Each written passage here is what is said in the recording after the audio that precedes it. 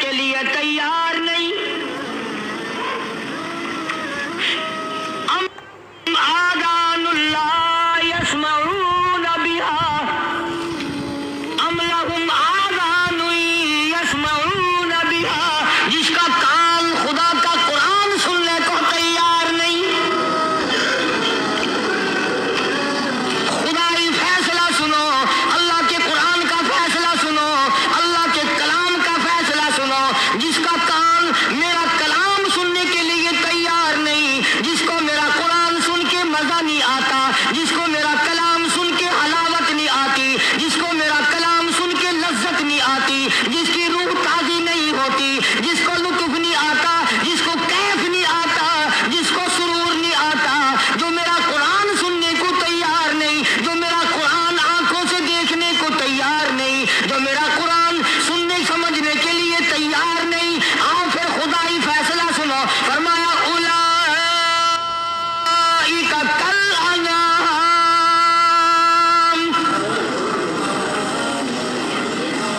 میرا فیصلہ نہیں, کسی پارٹی کا فیصلہ نہیں, کسی فرقے کا نہیں, کسی طبقے کا نہیں, کسی جماعت کا نہیں. فرمایا اولئک الانعام. پیدا کرنے والا مالک و خالق کہتا ہے مجھے اپنی کبریائی کی قسم یہ سارے جانور ہیں.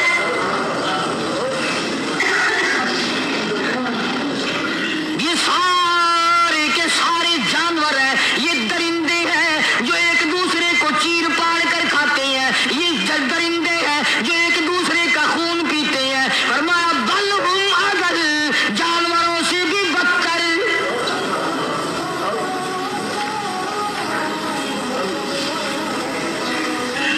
جس کے دل میں قرآن سن کر ترس نہیں, جس دل میں رحم نہیں, اپنے سے کمزور دیکھ کر جس کے دل میں شفقت نہیں, مہربانی کا مادہ نہیں. فرمایا وہ کوئی بندہ ہے, وہ تو جانور ہے. اور خدا غضب میں آ گیا. فرمایا بل ہم اضل, اس سے بھی بدتر. اللہ والے جو ہیں وہ ان خصلتوں کو دور کراتے ہیں, اور وہ آدمی کے مزاج اور دل میں سے ایسی چیزیں نکالتے ہیں جو اس کی بربادی کا ذریعہ بنتا ہے. دل کی بیماریوں کا کسی کو فکر نہیں. بخار ہو جائے, آپ چڑھ جائے, آپ کو پتہ چل جاتا ہے. نزلہ ہو جائے, آپ کو پتہ چل جاتا ہے. کھانسی ہو جائے, پتہ چل جاتا ہے. دل کی بیماریوں کا کیا پتہ چلے. صحابہ اکرام رضوان اللہ تعالی علیہ مجمعین کی جماعت کے اللہ پاک کے محبوب حضرت محمد رسول اللہ صلی اللہ تعالی علیہ وسلم نے دلوں کی صفائی کی. پہلے لوگ جھونپڑیوں میں, کچے کوٹھوں میں رہتے تھے, نہ اتنی صفائی تھی, نہ اتنی ترقی تھی. آج برتنوں کی صفائی دیکھو, کپڑوں کی صفائی دیکھو, مکان کی صفائی دیکھو, رات دن بس اسی دھندے میں لگے ہوئے. سارا دن برتن دھونے سے فرصت نہیں, سارا دن کپڑوں کے بناؤ اور سوار میں فرصت نہیں. تو اللہ والے ایسے موقع پر بڑی عجیب بات کہتے ہیں. وہی مجذوب ہے, مجذوب علی رحمت کہتے ہیں بظاہر تو ہر شے میں بے حد صفائی, بظاہر تو ہر شے میں بے حد صفائی, مگر دل میں ہے گندگی انتہائی. بظاہر تو ہر شے میں چہرے کی صفائی, بدن کی صفائی, نہ جانے کتنی قسم کا صابن ہے, نہ جانے کتنی قسم کے پاؤڈر ہے, نہ جانے کتنی قسم کے شیمپو ہے, نہ جانے کتنے قسم کے کپڑے ہیں, کیا چال ڈھال ہے, کیا نئے نئے ڈیزائن ہے. مجذوب کہتا سب کچھ دیکھ لیا, بظاہر تو ہر شے میں بے حد صفائی, مگر دل میں ہے گندگی انتہائی. جس یار کی بیٹھک میں بیٹھ کے کھانا کھایا, جس رشتے دار کی بیٹھک میں بیٹھ کے کھانا کھایا, اسی کی بہن کو دیکھ کر آبرو پہ جا کر ڈالنے کا پروگرام ہے. جس دوست کے گھر میں بیٹھ کے کھانا کھایا, اسی دوست کی بیوی کی عزت لوٹنے کا پروگرام ہے. پرانے زمانے میں اب بھی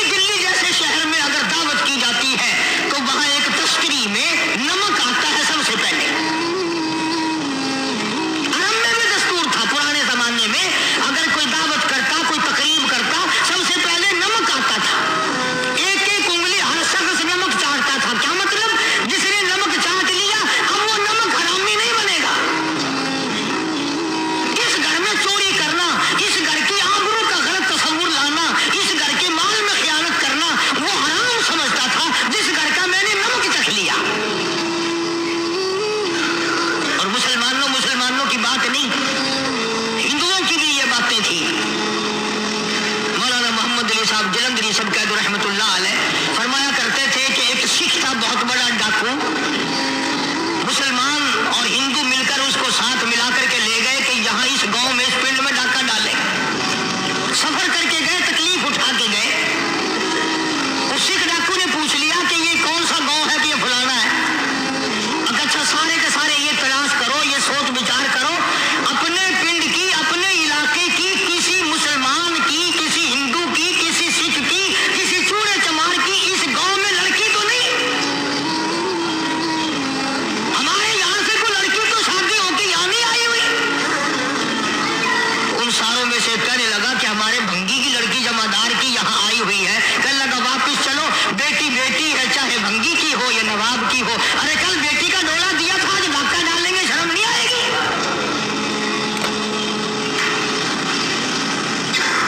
आज वो तसव्वुर कहाँ चले गए और हम सब रोते फिरते हैं सुकून नहीं, सुकून नहीं, इत्मीनान नहीं। अरे इत्मीनान आएगा कैसे? हमारे दिल बेईमान है, नीयतें खराब है, आएगा कहाँ से? सहाबा किराम रिज़वानुल्लाह ताला अलैहिम अजमईन की जमात ने इस कदर इस बात पे मेहनत की और कोशिश की कि गलत लुक़मा भी पेट के अंदर न चला जाए। चुनांचे मैं अलल ऐलान कहता हूँ 1,29,000 सहाबा किराम काली कमली वाले के दीवाने और परवाने, हुजूर के यार जानिसार, हुजूर के साथ फाका खाने वाले, फाकों मरने वाले, पत्थर खाने वाले, अपने बच्चों के टुकड़े होते हुए देखकर ला इलाहा इल्लल्लाह मुहम्मदुर रसूलुल्लाह की सदा बुलंद करने वाले सहाबा किराम का ये हाल था। पैदल सफर करके जाते थे यहूदी ईसाई, शाम निकल गए, फलस्तीन निकल गए, हिंदुस्तान आ गए, 2-2 साल लग जाते थे। अपनी जवान बेटियों को मुसलमानों के घरों में छोड़ के आ जाते थे। कभी निगाहे नबूवत ने जिनको रंग दिया था, कभी किसी सहाबी पे जर्रा बराबर इल्जाम नहीं लगा। उन यहूदियों का, उन ईसाइयों का यह अकीदा था कि मोहम्मद सल्लल्लाहु अलैहि वसल्लम के जो गुलाम हैं, इनकी निगाह भी पाक है, इनके दिल भी पाक है, इनके इरादे भी पाक है, इनके हाथ भी पाक है।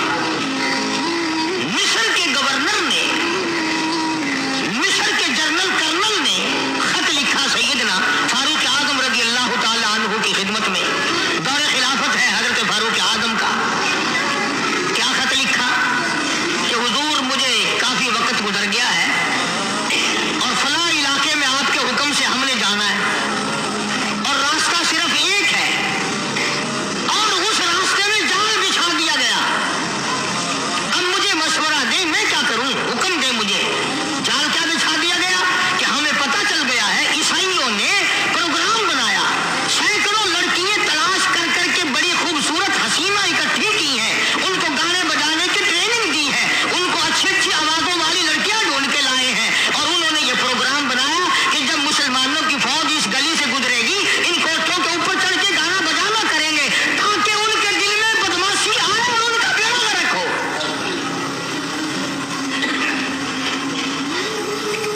कभी काफिर का यह अकीदा था कि मुसलमान का दिल बिगड़ा तो ये गया, इसकी नीयत में खराबी आई और ये तबाह हुआ। जनाबे फारूक आज़म रज़ियल्लाहु ताला अन्हु ने उसे ये खत नहीं लिखा कि तू कुरान पढ़ा कर, तू नफिल पढ़ा कर। अमीरुल मोमिनीन खलीफतुल मुस्लिमीन सैयदना फारूक आज़म रज़ियल्लाहु ताला अन्हु ने अपने जनरल कर्नल को खत लिखा कि इसमें लंबी चौड़ी फिक्र की कोई बात नहीं, इसमें कोई परेशानी वाली बात नहीं, कोई सोचो विचार वाली बात नहीं। सारे तेरी फौज में, तेरी कमान में मुसलमान है, सबको इकट्ठा कर ले, सारों को इकट्ठा करके कुरान करीम के सूरत नूर की 2 आयतें सुना दे। ये भी नहीं फरमाया कि सजा सुनाओ, इतने कोड़े लगेंगे, जो खिलाफ करेगा यूं कैद होगी, ये कोर्ट मार्शल कर दिया जाएगा, कुछ नहीं। जनाबे फारूक आज़म रज़ियल्लाहु ताला अन्हु की राय देखो, उनके ख्याल में कुरान करीम में इतनी बड़ी ताकत है, इतनी बड़ी अजमत है, इतनी बड़ी करामत है, कलाम इलाही में इतना बड़ा शरफ है। ऐलान कर दिया, फरमाया अपने कर्नल को सारी फौज को, लश्कर को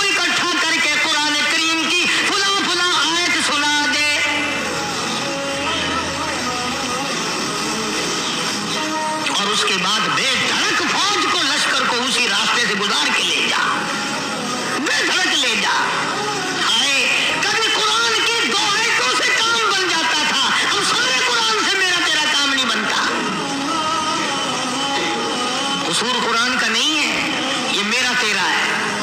یہ تو اتنی وفادار کلام ہے, اتنی پاک کلام ہے, خدا کی قسم ہزاروں رجسٹروں کے گتے, ہزاروں چائے کے ڈبے, ہزاروں مٹھائی کے ڈبے, لاکھوں کروڑوں دوائیوں کے ڈبے گندے نالوں پہ, کوڑیوں پہ, روڑیوں پہ پڑے ہیں, اور جس گتے نے قرآن کے ساتھ یاری لگا لی, خدا کی قسم کوئی آدمی بغیر وضو اس گتے کو بھی ہاتھ نہیں لگا سکتا.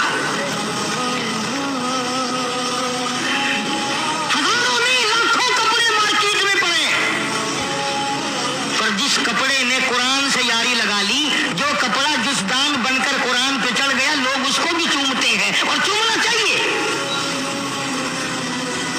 یارو کپڑے نے قرآن سے یاری لگائی تو کپڑا عظمت والا بن گیا, گتے نے یاری لگا لی تو گتا بن گیا.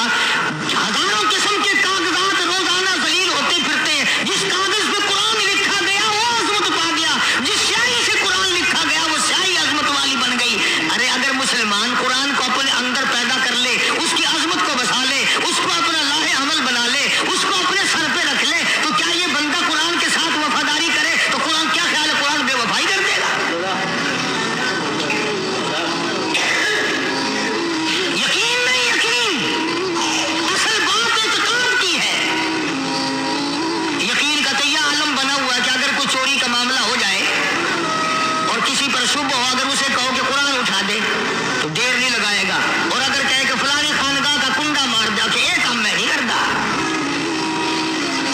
خانقاہ کے کنڈے میں ایمان ہے, قرآن پہ ایمان نہیں.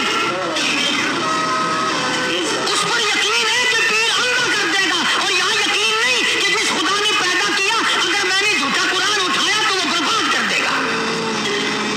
عجیب عجیب لوگ ہیں. چنانچہ مصر کے کرنل نے, مصر کے جنرل نے ساری فوج کو اکٹھا کر لیا. اس نے بھی یہ بات تو نہیں کہی کہ فاروق اعظم کو دوبارہ خط لکھتا کہ حضرت یہ تو 2 آیتیں آپ نے لکھی, یہ تو سارا قرآن روز پڑھتے ہیں, پر بنے گا کیا؟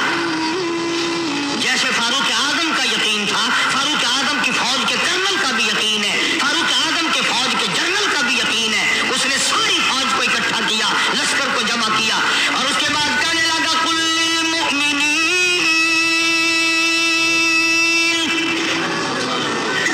یغضوا من ابصارکم ویحفظوا فروجہم ذلک ازکی لہم ان اللہ خبیر بما یصنعون. اور لوگوں, خدا تمہیں کہتا ہے اپنی آنکھوں کی حفاظت کرو. اگر تمہاری نظریں غلط جگہ پڑی, اپنی عزت کی حفاظت کرو, اپنی آبرو کی حفاظت کرو. اگر غلط نظریں پڑی, غلط استعمال ہوئی, ان اللہ خبیر بما یصنعون.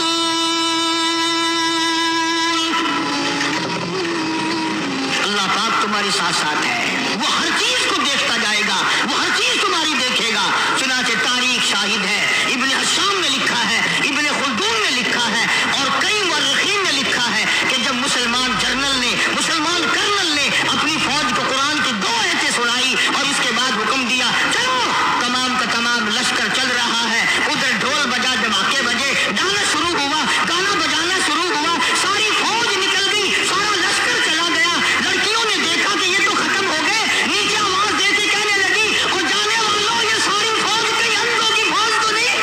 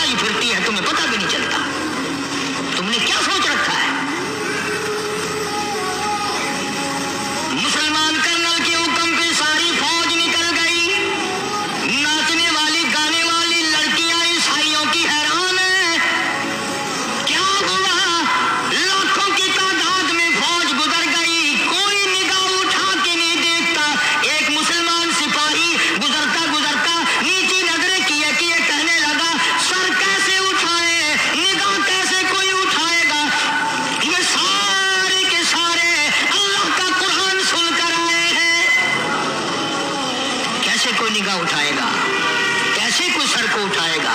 ये सारे के सारे अल्लाह का कुरान सुनकर आए हैं। उनका अमल हुआ ना कुरान पे, उनके अमल का कितना बड़ा असर पड़ा। मुर्रिखीन ने लिखा, इब्ने हिशाम लिखता है, ईसाई लड़कियों ने छलांगे लगा दी, कोठे से नीचे आ गई, कहने लगी ओ मुसलमानों, वो कुरान हमें भी सुना के जाओ जिसमें इतनी स्पिरिट है, इतनी ताकत है, जो हुस्न के नजारे से रोक दे, जो गाने बजाने से रोक दे। ये तो आदमी के दिल का सुकून है। ना गाना सुनते हो, ना हुस्न का नजारा करते हो, जाते वाले यूं ना जाओ, हमें भी वो कुरान सुना के जाओ। उस कुरान में कितनी बड़ी ताकत है, वो कितनी अजमत होगी उसमें, उस कलाम में कितनी बरकत होगी, जिस कलाम में ये तासीर है कि वो ऐसी ऐसी चीजों से रोक देता है। चुनाचे एक मुसलमान सिपाही चलता भी जाता है और कहने लगा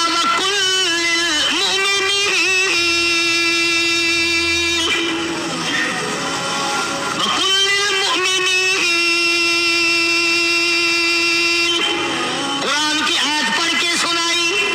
सैकड़ों नहीं, बेशुमार लड़कियां एक मुसलमान की जुबान से अल्लाह का कुरान सुन के कहने लगी, और जाने वालों छोड़ के ना जाओ, हमें भी कलमा पढ़ाओ। जितनी भी वो नाचने गाने वाली थी, तमाम के तमाम कलमा पढ़कर मुसलमान बन गई। और मुर्रिखीन ने लिखा है, आखिरी दम तक कुरान की शहदाई और दीवानी बन के गुजरी है। फिर वो लड़कियां जो रात दिन हुस्न और जमाल का पैकर बनी रहती थी, उलमा ने लिखा है